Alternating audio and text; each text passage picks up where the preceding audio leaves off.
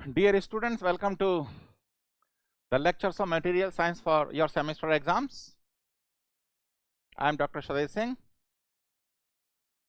तो आज हम बात करेंगे स्लिप सिस्टम की। एक बहुत इंपॉर्टेंट टॉपिक है स्लिप सिस्टम। ये मेरा ब्रीफ रिज्यूम जो मैंने पहले इंट्रोडक्टरी लेक्चर में बताया था, और यह टेलीग्राम चैनल जिसमें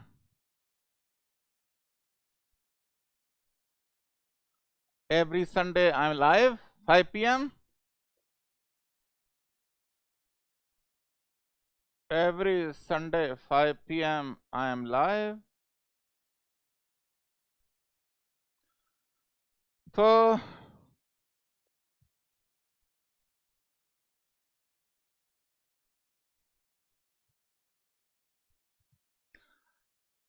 पहले देखते हैं, there are something called crystal directions.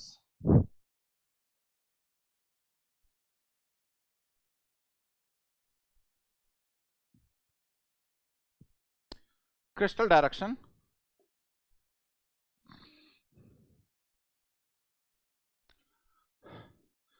ये बड़ा वाला जो ब्रैकेट है यह है क्रिस्टल डायरेक्शन का।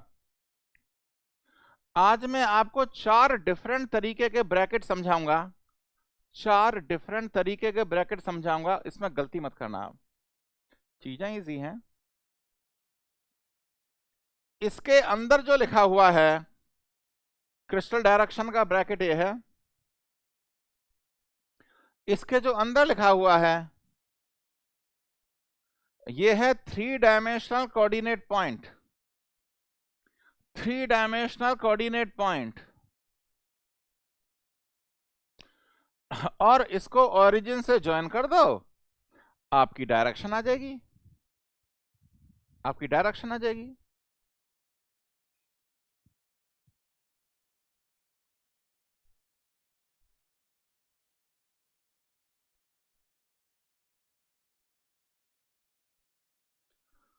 ये यूनिट सेल है जिसके बारे में मैंने आपको पहले बताया था। Origin, x axis, y axis and the z axis. अगर आप 100 देखेंगे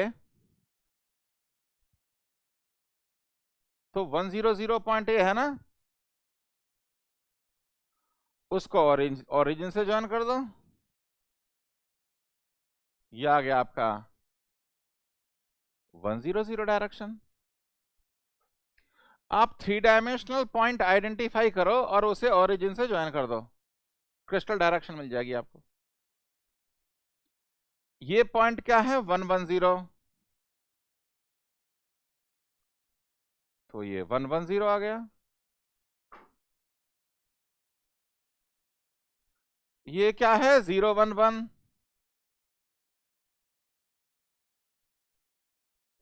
तो डायरेक्शन आ गई 011। ये क्या है 111, तो ये डायरेक्शन आ गई 111। ये बहुत इजी है, जो भी डायरेक्शन दे रखी है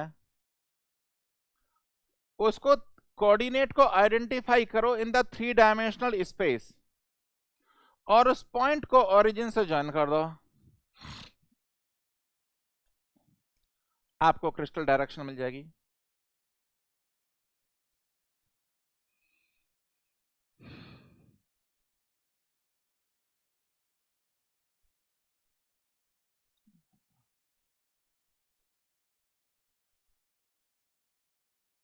ओरिजिन एक्स, वाई, जेड,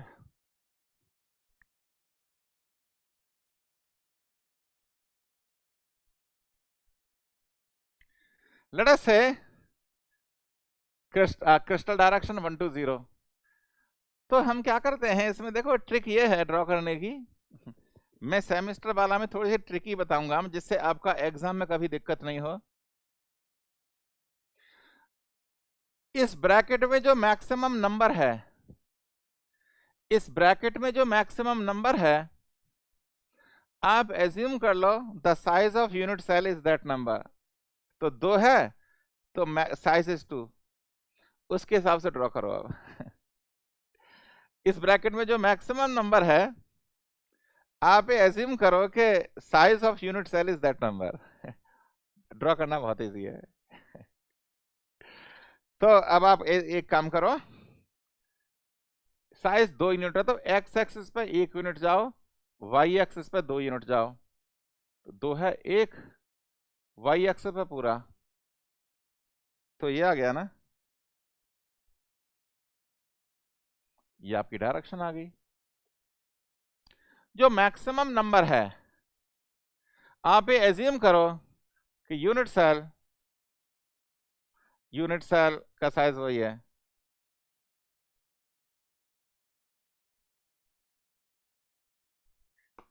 ठीक है।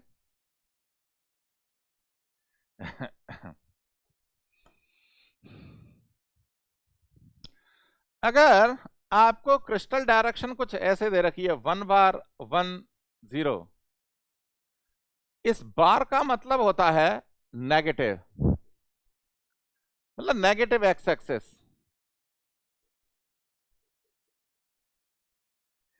बार का मतलब होता है negative x axis.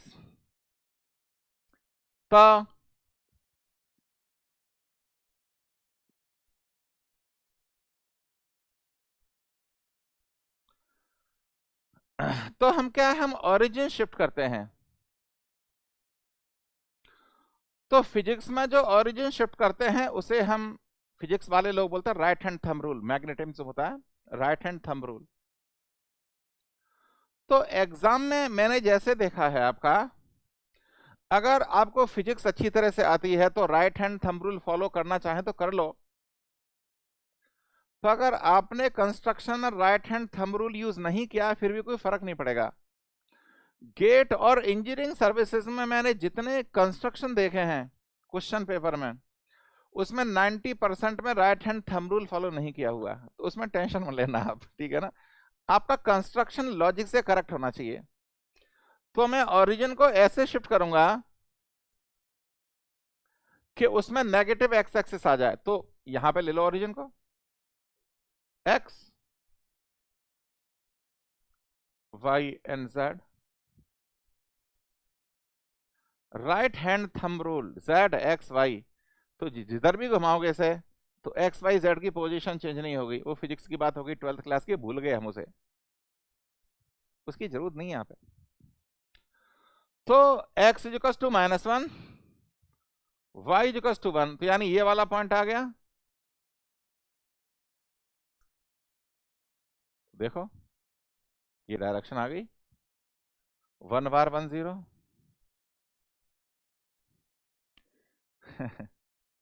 Okay, late us से 1 0 2 बार,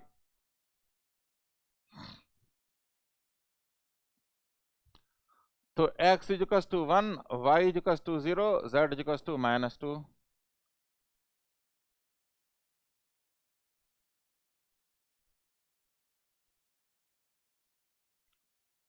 z इजिकल्स टू -2,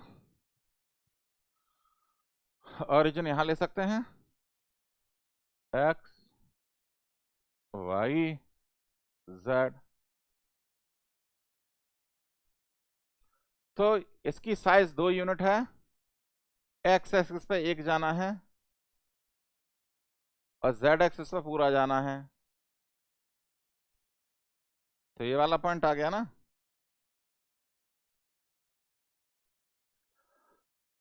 ये डायरेक्शन आ गई, ठीक है।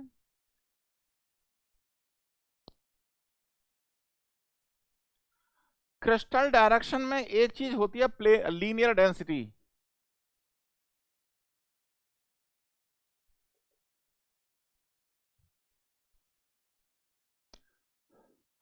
किसी भी यूनिट सेल में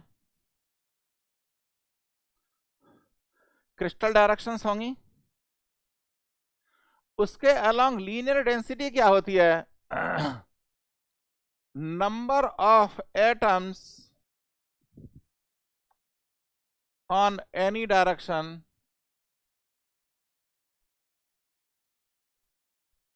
divided by length of direction. Number of atoms on any direction divided by the length of direction.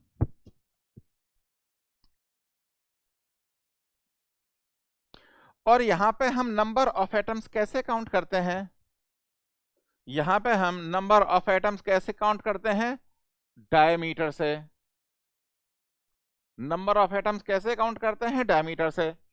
अगर किसी एक क्रिस्टल डायरेक्शन पे एक कंप्लीट डायमीटर आ रहा है, इसका मतलब एक एटम, इसका मतलब एक एटम। तो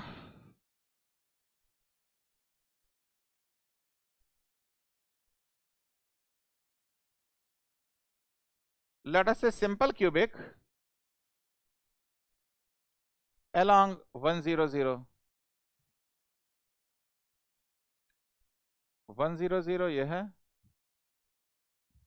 O X Y Z, let us say 100 ये है।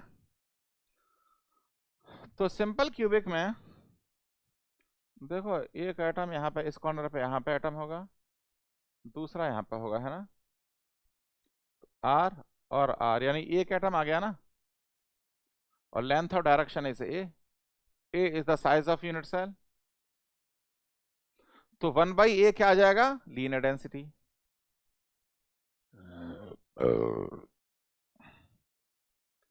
अगर FCC होता along 110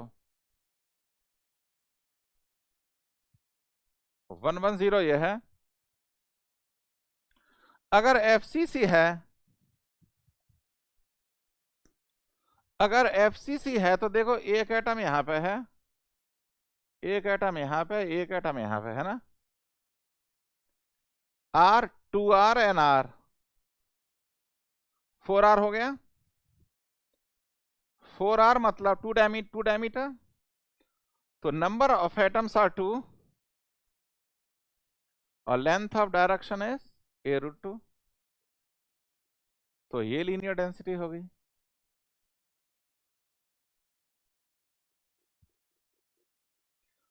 अगर आप देखें BCC along 111 111 क्या है? ये रहा।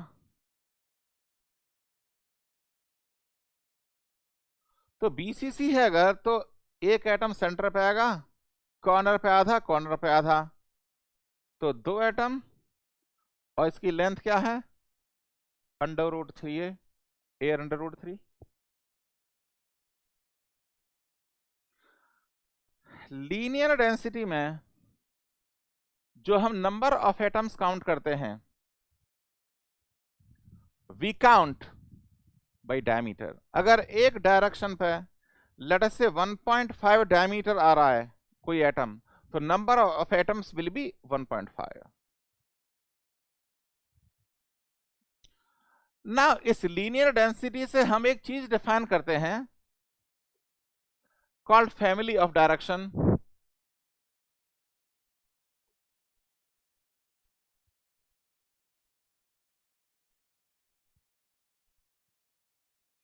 Family of direction,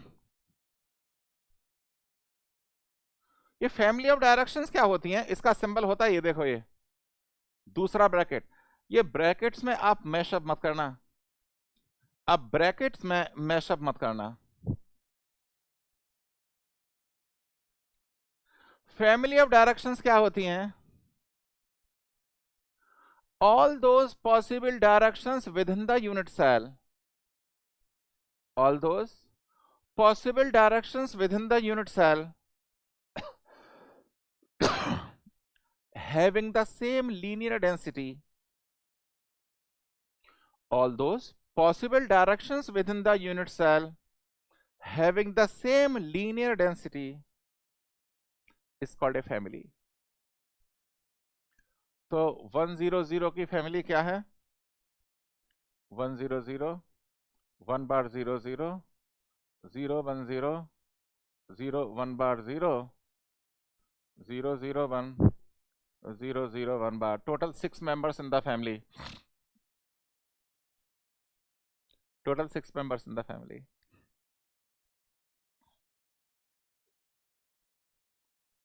1 1 0 1 1 0 1 bar 1 0 1 1 bar 0 1 bar 1 bar 0 1 bar 0 1 1 0 1 1 bar 0 1 1 0 1 bar 1 bar 0 1 bar 0 1 1 0 1 bar 1 0 1 1 bar 0 1 bar 1 bar. Total 12 members in the family.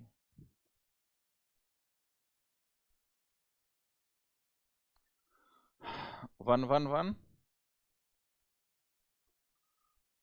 1 1 1 1 bar 1 1 1 1 bar 1 1 1 1 bar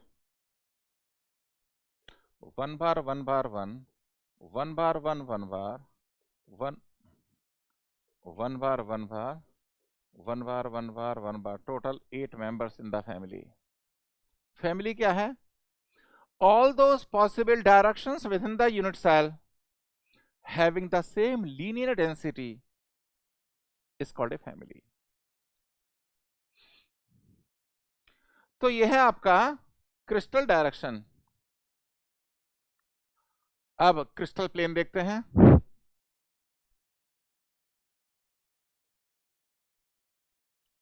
crystal plane देखते हैं.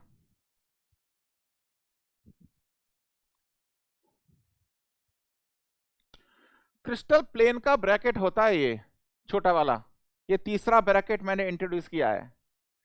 अब ब्रैकेट्स में मैशअप मत करना. ये तीसरा ब्रैकेट मैंने इंट्रोड्यूस किया है, ये ध्यान रखना है. यहां बच्चे बहुत सारे मैशअप कर देते हैं. और इस ब्रैकेट के अंदर जो लिखा हुआ है it is called Miller indices.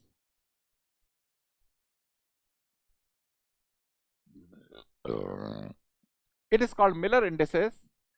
और मिलर इंडिसेस क्या होती हैं? Reciprocal of intercept. Reciprocal of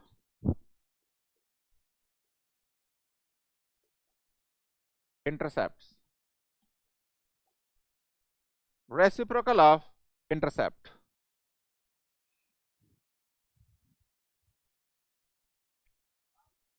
देखो अगर कोई प्लेन है, उसने एक्स एक्सिस पर यूनिट इंटरसेप्ट काटा, वाई एक्सिस पर 2 यूनिट इंटरसेप्ट, जेड एक्सिस पर 3 यूनिट इंटरसेप्ट, तो इसकी मिलर इंडिसेस क्या होंगी? उल्टा कर लो. 1 by 1 1 by 2 1 by 3. अब एक ऐसे इंटीजर से मल्टीप्लाई करो कि डिनोमिनेटर खत्म हो जाए. 6 से मल्टीप्लाई कर दो. 6 3 2. ये मिलर इंडिसेस होंगी इस प्लेन की. मिलर इंडिसेस से इंटरसेप्ट मालूम करने के लिए क्या करो? उसको उल्टा कर लो.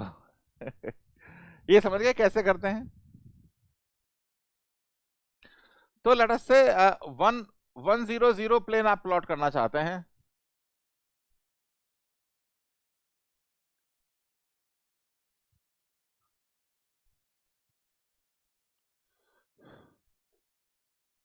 Origin x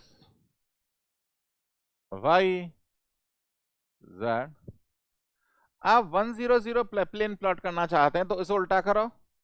x equals to 1, y equals to 1 by 0 means infinity, z equals to 1 by 0 means infinity. मतलब ये एक ऐसा प्लेन है जो x एक्सिस पर यूनिट इंटरसेप्ट काटता है और वो प्लेन y और z के पैरेलल है.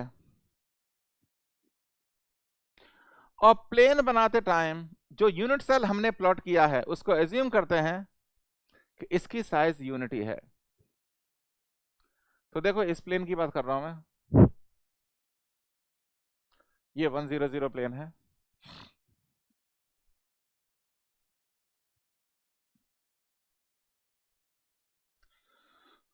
अगर मेरे को 1 1 0 प्लेन प्लॉट करना हो तो x is equal to 1/1 means 1, y is equal to 1/1 means 1, z means 1/0 means infinity. तो एक प्लेन ऐसा है जो x एक्सिस पर यूनिट इंटरसेप्ट कट करता है, y एक्सिस पर यूनिट इंटरसेप्ट कट करता है, और प्लेन z के पैरेलल है। तो देखो x एक्सिस पर यूनिट इंटरसेप्ट, y एक्सिस पर यूनिट इंटरसेप्ट, और इस लाइन को एक्सटेंड कर दो पैरेलल टू z, ये आपका 110 प्लेन आ गया। ये सब कुछ इजी है, ये बहुत ही इजी है। सिमिलरली 111 कैसे प्लॉट होगा?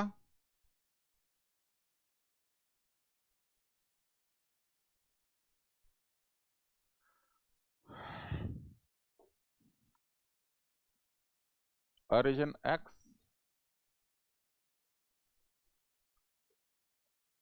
तो x एक्सिस पर यूनिट इंटरसेप्ट, y एक्सिस पर यूनिट इंटरसेप्ट, z एक्सिस पर यूनिट, तीनों को ज्वाइन कर दो,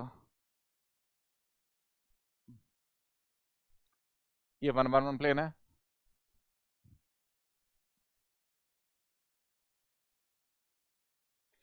जो मैंने बार का कंसेप्ट क्रिस्टल डायरेक्शन में बताया था, यहां भी एग्जैक्टली सेम कंसेप्ट होगा। जैसे आप प्लॉट करना चाहते हैं 1/0 1, तो यानी x is equal to -1, y infinity, z is equal to 1, आपको ये प्लेन प्लॉट करना है। तो देखो करते हैं।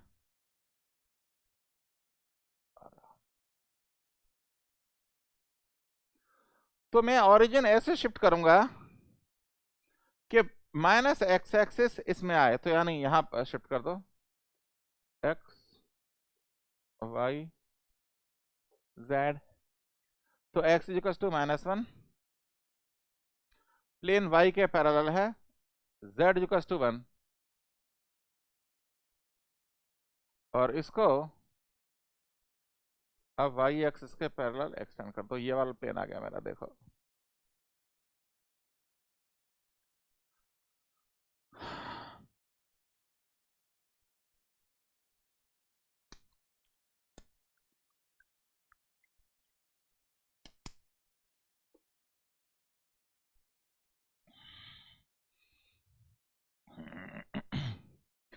Similarly, here there is something of planar density. ये क्या होता है? Number of atoms on any plane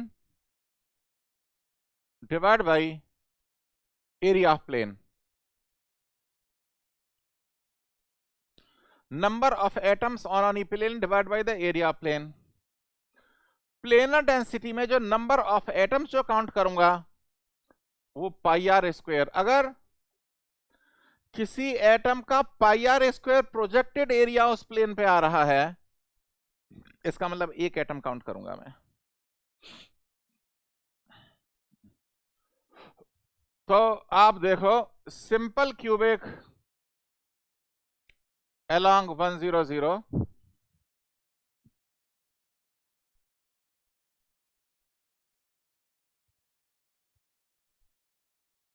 तो ये होगा, देखो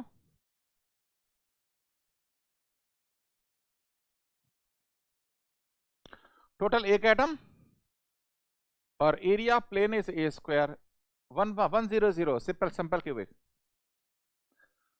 लेट अस से FCC along 100। अब देखो ये FCC क्या होगा? फेसियल एटम, कॉर्नर एटम कुछ ऐसे होंगे इसमें।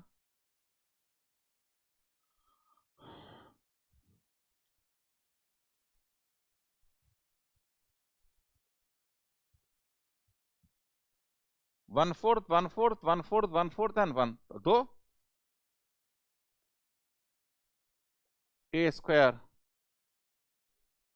इसका एरिया है। BCC along 110, तो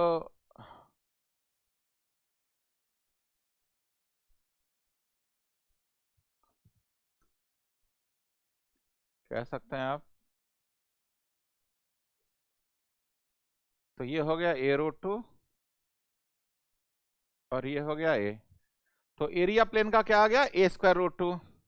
अब देखो इस पे कितने एटम हैं, बीच वाले एटम का तो पूरा एरिया है, और जो कॉर्नर एटम्स हैं उसका 1/4 एरिया आएगा। तो 2 divide by a²√2 is the planar density of BCC along 100। यहां पे जो नंबर ऑफ एटम्स काउंट करता हूं, किसी एटम का किसी प्लेन पर प्रोजेक्टेड एरिया कितना आ रहा है उससे कैलकुलेट करता हूं। सिमिलरली यहां पे है family of planes, family of planes, उसका देखो ब्रैकेट ऐसे होता है, चौथा ब्रैकेट और यहां पे डेफिनेशन भी एग्जैक्टली सेम जो फैमिली ऑफ डायरेक्शन की थी, एग्जैक्टली सेम। अब यहां पे क्या बोलेंगे, all those possible planes within the unit cell, all those possible planes within the unit cell having the same planar density is called a family। तो उसमें नंबर भी एग्जैक्टली सेम ही आता है, 100 में 6 मेंबर, 110 में 12 मेंबर, 111 में 8 मेंबर। पर ये ध्यान रखना ये सिर्फ क्यूबिक यूनिट सेल के लिए है। जो हमने 6 तरह के प्रीवियस लैटिसेस देखे थे, जो हमने डिस्कस किया है क्यूबिक यूनिट सेल के लिए किया है, और AKTU और दूसरी प्राइवेट यूनिवर्सिटीज हैं उसमें क्यूबिक ही पूछा जाएगा ज्यादातर केस में, ठीक है। तो सवाल ये उठता है हमने क्यों पढ़ा, बच्चे पूछते भी हैं, क्रिस्टल डायरेक्शन और क्रिस्टल प्लेन हमने क्यों पढ़ा? क्योंकि क्रिस्टल डायरेक्शन और क्रिस्टल प्लेन से हम डिफाइन करते हैं slip system.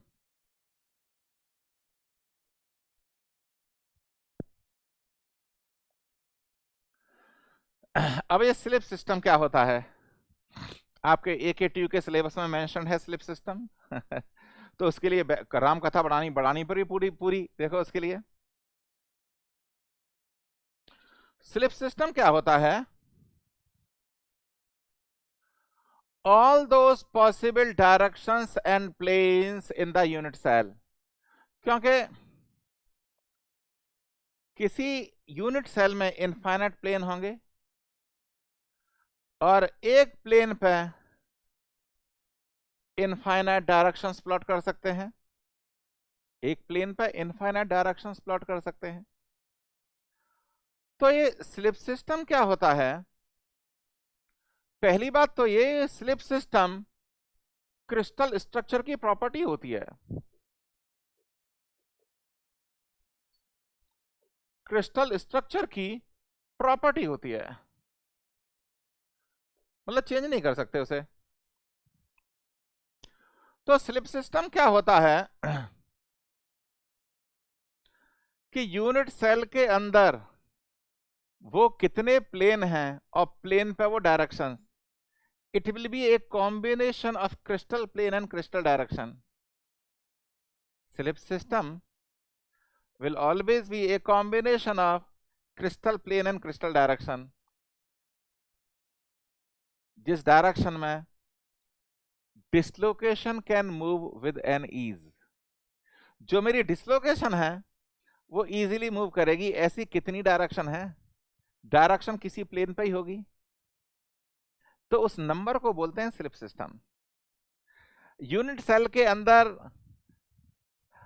how many combination of crystal direction and crystal plane is there along which dislocation moves with an ease, मतलब कितनी डायरेक्शन है जिस डायरेक्शन में डिसलोकेशन इजीली मूव करेगी उसको स्लिप सिस्टम बोलते हैं, और ये क्रिस्टल स्ट्रक्चर की प्रॉपर्टी होती है। तो जो फेस सेंटर्ड क्यूबिक है उसमें 12 स्लिप सिस्टम है,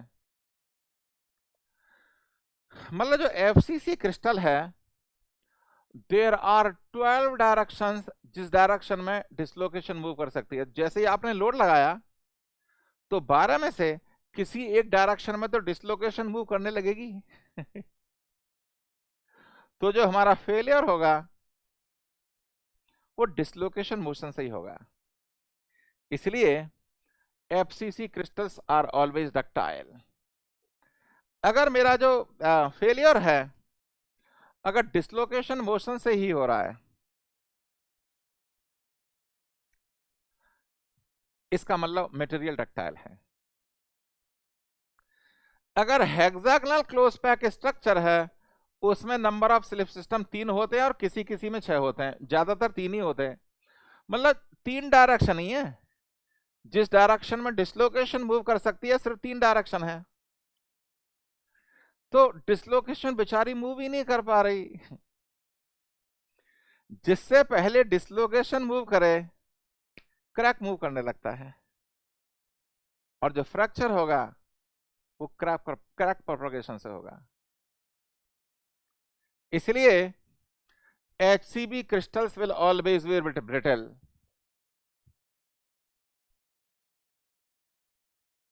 स्लिप सिस्टम